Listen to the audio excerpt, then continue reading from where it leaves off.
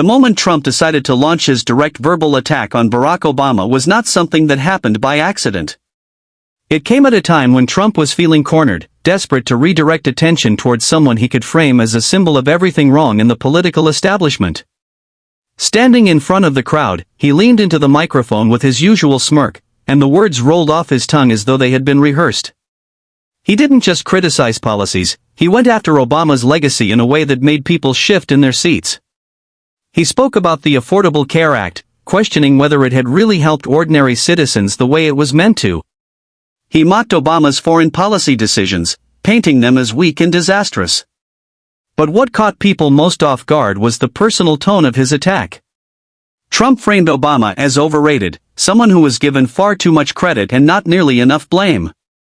The audience was split.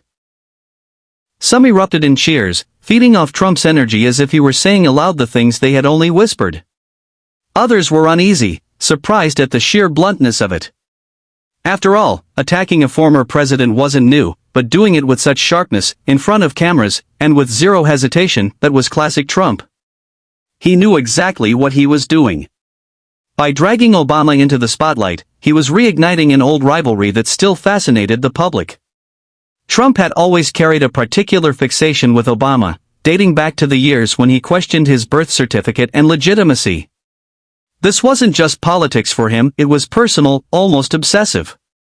What made the attack sting even more was Trump's choice of words. He didn't try to sound diplomatic, nor did he hide behind carefully chosen phrases. He mocked the way Obama spoke, calling his speeches full of empty promises. He questioned his leadership, insisting that the country had been weakened under his watch. And he dismissed the admiration people held for Obama as nothing more than media-manufactured hype. Each line seemed designed to chip away at the image of calm intelligence that Obama had built over the years. For Trump, this wasn't about debate, it was about domination, about tearing down a reputation he felt overshadowed his own. The cameras zoomed in on the crowd, catching the divided reactions.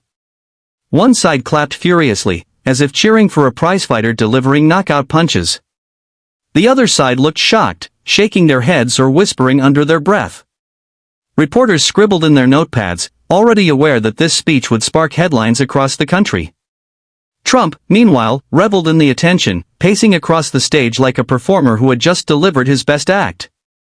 He thrived on the noise, on the chaos he could create with just a few sentences. But underneath all of that bravado, there was a deeper strategy. Trump knew that Obama's popularity had always been a thorn in his side. He also knew that by attacking Obama directly, he could position himself once again as the outsider willing to say what no one else dared. It wasn't just about winning over his loyal base, it was about forcing Obama into the conversation, dragging him back into the political spotlight whether he wanted it or not. Trump understood that even if people disagreed with his attack, they would still be talking about him, still placing his name next to Obama's in headlines and conversations.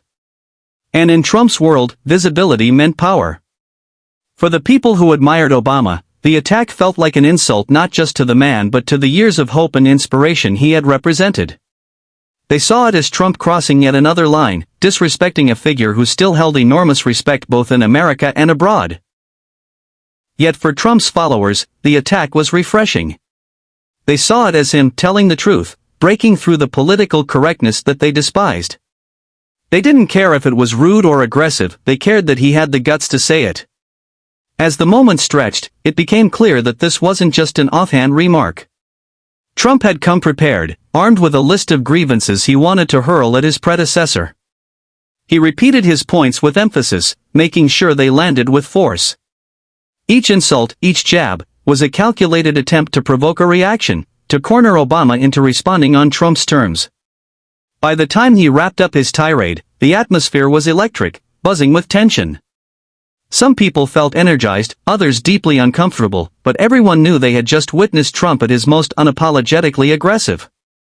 And there it was, a direct attack that set the tone for everything that followed. Trump had done what he always does best. Turn a moment into a spectacle, dominate the headlines, and place himself at the center of attention. But in doing so, he also reopened an old battle with a man who had always represented the very thing he struggled to match: respect, eloquence, and calm authority. The words had been spoken, and the stage was set for what would come next. When Trump's attack on Barack Obama echoed through the room, everyone expected Obama to rise and counter it instantly. That had been the rhythm of politics for years: one throws a punch, the other hits back. But instead, Obama did something unexpected. He stayed quiet. The cameras caught his face, calm and unreadable, as though he wasn't even moved by Trump's sharp words. That silence was louder than any speech could have been in that moment. It was the kind of pause that makes people lean in, waiting, anticipating, wondering what he would say when he finally chose to speak. For Trump, silence was foreign territory. He thrived on noise, cheers, boos, debates, arguments.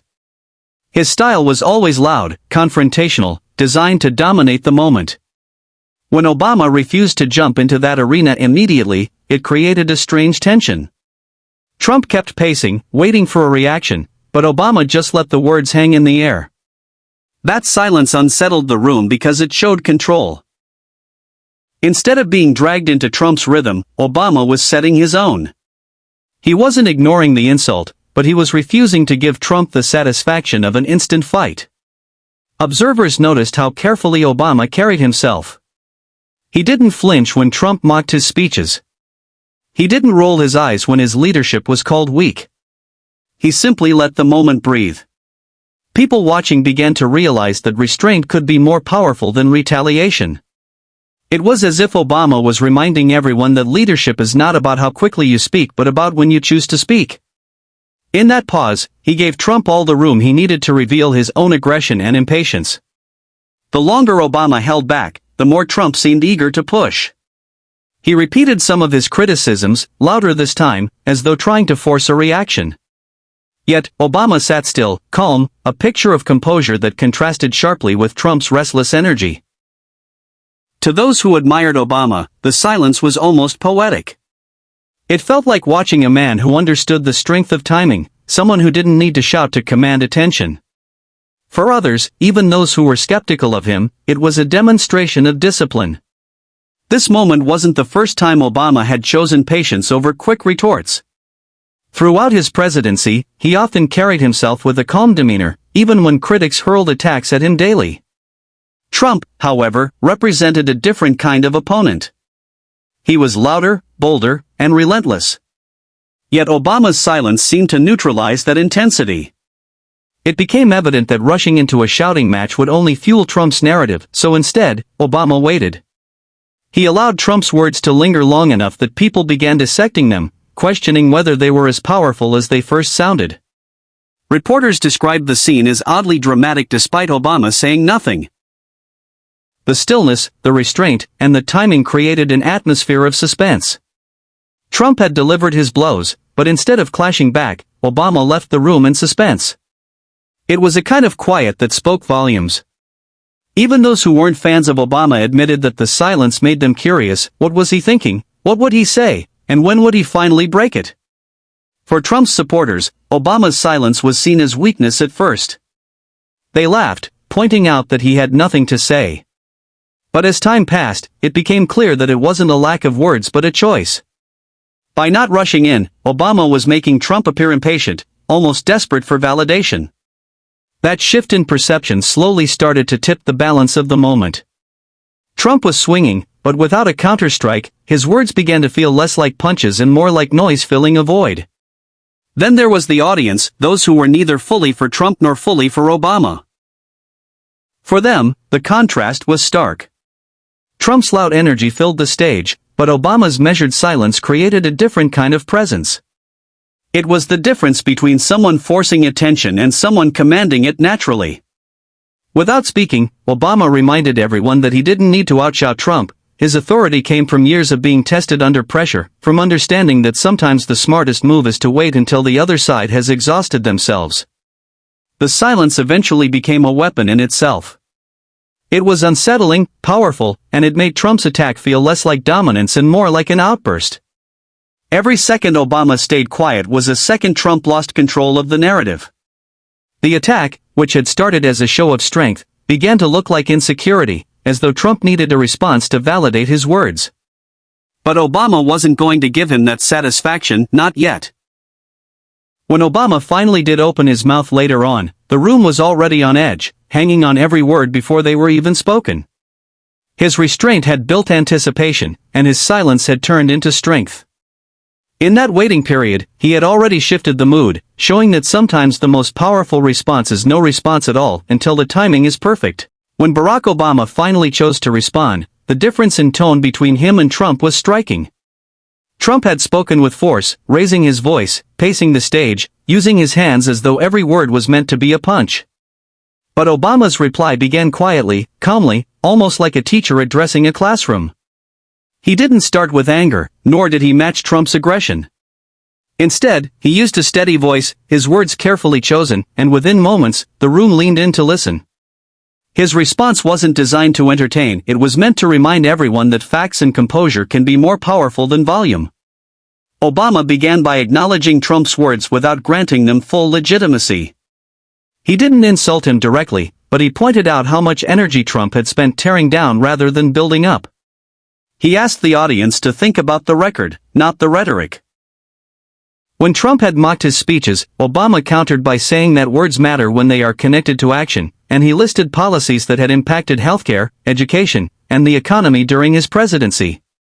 It wasn't a rant, it was a measured reminder that leadership should be judged on outcomes, not insults. The way he spoke was what made the moment memorable. Obama had always been known for his ability to weave wit into serious points, and this was no different. At one point, he lightly joked about Trump's obsession with him, noting how often his name came up in Trump's speeches even years after leaving office. The crowd laughed, but the humor wasn't cruel, it was sharp, designed to expose Trump's fixation without sinking into the same bitterness.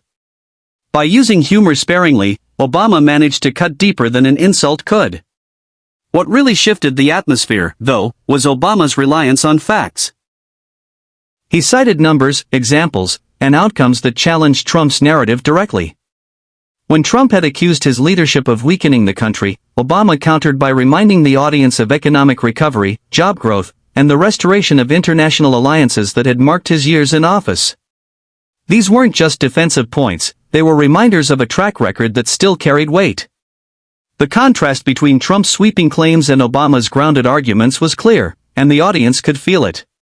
Even those who weren't supporters of Obama couldn't deny the sharpness of his delivery. He didn't raise his voice, but he dismantled Trump's arguments piece by piece. It wasn't just what he said, but how he said it, with a calmness that made the attacks look less like dominance and more like desperation. He emphasized principles that had guided him: responsibility, unity, and respect for the truth. By doing so, he subtly framed Trump's attack as not just against him personally, but against the values that people wanted in their leaders. The longer Obama spoke, the more the mood in the room shifted. What had started as Trump's moment of aggression was now slipping away. The silence that had preceded Obama's words gave way to everything he was saying, and his calm rebuttal turned into a kind of quiet authority that Trump couldn't match. The people who had cheered Trump earlier now listened more carefully, some even nodding as Obama laid out his points. It wasn't that everyone agreed with him, but they couldn't ignore the discipline and intelligence in his response. Trump, for once, was not the center of the noise. As Obama spoke, Trump's interruptions grew fewer. The man who was usually quick to interject or shout over his opponents didn't find the right moment. Each time he looked like he might cut in, Obama's measured tone held the audience's attention firmly. It was as if Trump realized that shouting wouldn't work against this kind of defense. The calmness was disarming. By the time Obama finished, the room felt different.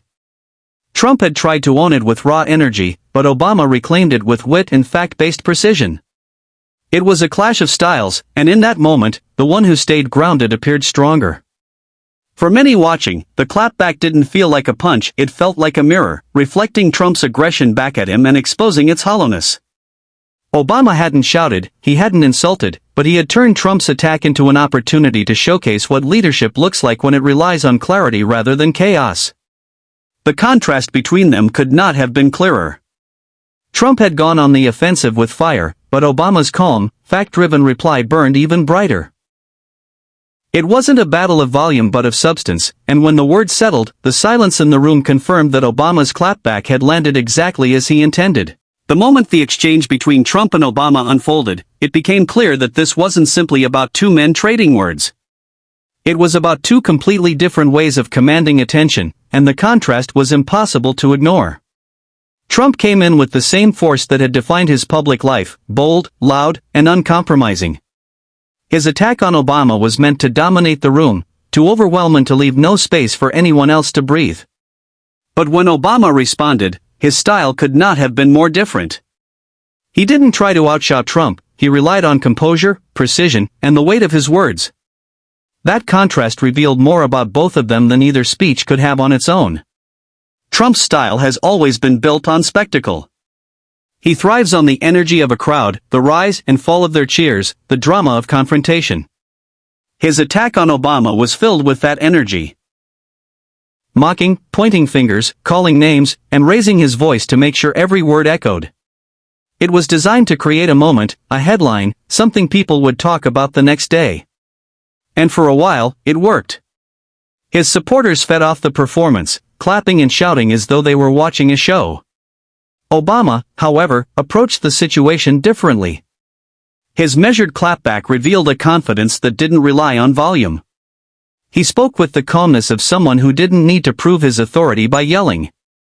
Instead, he let his words carry the weight. That was the sharpest contrast. Trump was noise, while Obama was clarity. Trump's sentences came like rapid punches, but Obama's came like carefully placed steps, each one building on the last until his point stood unshakable. For the audience, this clash of styles was fascinating to watch. They weren't just listening to what was being said, they were watching how it was being said. Trump's body language was restless, moving across the stage, waving his arms, pausing for applause. Obama's body language was steady, hands placed with intention, his gaze fixed, his voice controlled. The difference in presence was almost as important as the difference in words. Where Trump tried to seize control of the stage with movement, Obama commanded it by stillness. The effect of Obama's measured sharpness was undeniable. Trump, who rarely loses control of a crowd, began to feel the shift. The cheers that had accompanied his attack softened into silence as Obama spoke. The more Trump had shouted, the more Obama's calmness made it seem unnecessary, almost excessive. The power dynamic flipped, not because Obama was louder, but because he showed that authority doesn't require shouting. His calmness cut deeper than Trump's aggression, and it became clear to everyone watching. This contrast also highlighted the way both men viewed leadership. Trump's approach suggested that leadership is about dominance, about being the loudest voice in the room and forcing others to listen. Obama's approach suggested something else, that leadership is about timing, restraint, and the ability to elevate truth over noise. By handling Trump's attack with composure, Obama reminded people that strength can be shown through discipline. It was a lesson in how two very different personalities could approach the same conflict and produce entirely different results. For Trump's supporters, the exchange was frustrating. They had cheered his force, expecting Obama to be rattled or cornered. Instead, Obama's response neutralized the energy. For Obama's supporters, it was validation. They had seen this contrast before: loudness versus clarity, showmanship versus substance, but in this moment, the side-by-side comparison made it undeniable. And for those in the middle, who weren't firmly attached to either man, the difference was striking enough to make them rethink which style actually carried more weight. What stood out most was the silence after Obama finished. Trump was rarely speechless, but in that moment, he had no immediate reply. His usual strategy of interrupting or overpowering an opponent didn't work because Obama's words hadn't been shouted, they had been sharpened. Any attempt by Trump to respond would have felt like noise after the precision of Obama's clapback. The spectacle had been replaced by something stronger, quiet authority. The clash was never about who could shout the loudest, it was about who could leave the deeper impression. Trump left behind a performance, fiery and bold, but fleeting. Obama left behind a reminder that words delivered with clarity and composure can outlast the loudest voice in the room. That was the moment everyone remembered, not the shouting, but the silence Trump was forced into afterward. When the dust settled after the clash between Trump and Obama, what remained was not just the memory of their words, but the impact of their styles. People left the room talking less about the specific policies or insults and more about the way the two men carried themselves. Trump had attacked with his usual fire, aiming to dominate the stage and strip Obama of his legacy. Obama, in contrast, had chosen patience and precision, waiting for the right moment before responding with a clapback that was calm but undeniably sharp. In the end, the contrast said more than the content itself. For Trump, the attack was another reminder of how much he thrived on confrontation. His strategy has always been built on noise, on being the loudest, on commanding attention by sheer force. But what this moment showed is that not every opponent can be rattled by noise. Obama's decision to stay calm and respond with wit and facts flipped the dynamic entirely. Instead of being pulled into Trump's performance, he pulled Trump into his own arena, where clarity mattered more than spectacle. The audience had witnessed something rare, Trump being left without words. That silence at the end was more powerful than anything shouted during the exchange. For someone like Trump, whose strength comes from keeping the spotlight, being silenced even for a moment was a loss. For Obama, whose strength has always been his composure, that moment of silence was a victory in itself. What people took away from the clash was not just a political fight but a lesson in leadership. It showed that leadership doesn't always look like fire and fury. Sometimes, it looks like patience, timing, and the courage to let words speak for themselves. Obama's clapback wasn't dramatic or theatrical, it was measured, fact-based, and infused with just enough wit to disarm his opponent without descending into insults. It reminded everyone that strength doesn't always roar. It can whisper and still be heard louder. Trump had wanted to paint Obama as weak and overrated, but the exchange ended up reinforcing the opposite. Obama's restraint and sharpness reminded people why he had been admired for so long. Trump's aggression, though bold, seemed to fade once the immediate noise died down. What lingered was the impression of a man who had thrown everything he could at his rival, only to find himself speechless when the reply finally came. In the larger picture, the clash became symbolic of two very different Americas, one that thrives on confrontation, and one that believes in calm, deliberate leadership. Neither style is forgotten, but only one seemed to carry lasting weight in that room. The image that stayed in people's minds wasn't Trump shouting on stage, it was Obama, steady and composed, delivering words that turned the energy against his opponent.